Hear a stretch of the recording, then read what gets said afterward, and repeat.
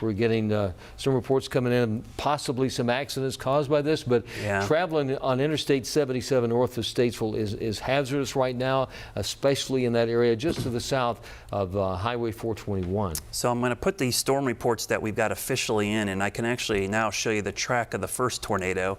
It crossed Interstate 40, moved up here, and then moved into parts of Wilkes County. So there's the track of tornado number 1, and it looks like tornado number 2, if it did touch down, is making a track something like that on your map. So that's a look at the 2 separate tornadoes that we possibly had touch down. All very close to each other. Yeah, and thankfully they split Statesville, because Statesville is a huge population center and the damage could have been a lot more extensive. Now, it's still, there's been reports of some homes and some outbuildings, it looks like, on a farm, and a lot of tree damage, and obviously the accidents. But this is the storm we're really focusing on. And if I zoom in on the circulation, it looks like right now it's just north of Tomlin Road. This is traveling north towards Olin Loop, and just west of, I guess that is Rash Road there. So this is where the circulation is, and I'll quickly put on the circulation. So this is where I'm detecting the rotation on radar, just south of Olin, which is just on the east side of I-77.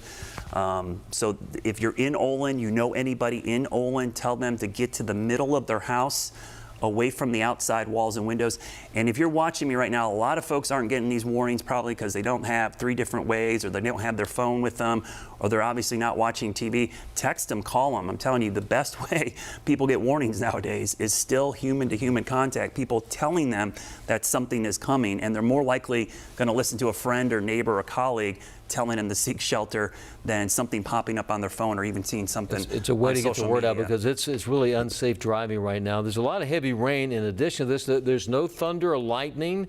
A lot of very heavy rain. That's what we're going to continue to see throughout the day today. The potential for what they saw in Georgia earlier was not only tornado warnings, but their flood warnings. And this is we're going to start seeing those develop in this whole situation too. Once again, this tornado warning is in effect until 12:45. They kept it out that long because it's a slow moving, only moving about 25 miles per hour. All right, some good news from the emergency manager up in Iredell County. He's no actual tornado being reported at this time.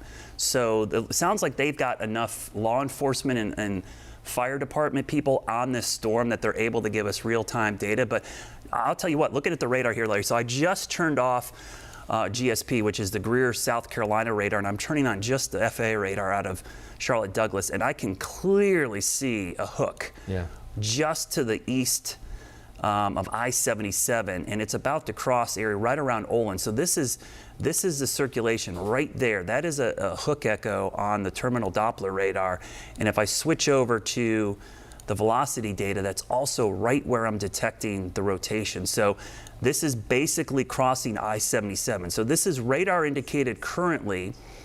And again, let me turn off, this is why we're getting a little bit too much radar data. This right here, we're losing some of the data, but there south of Olin is where we're seeing the indication on radar, but we do have spotters in the area that at least aren't seeing anything. So the fire department up in Harmony is North Iredell, they're not seeing anything right now either. So they're over here in Harmony, which is on the right side of your screen there.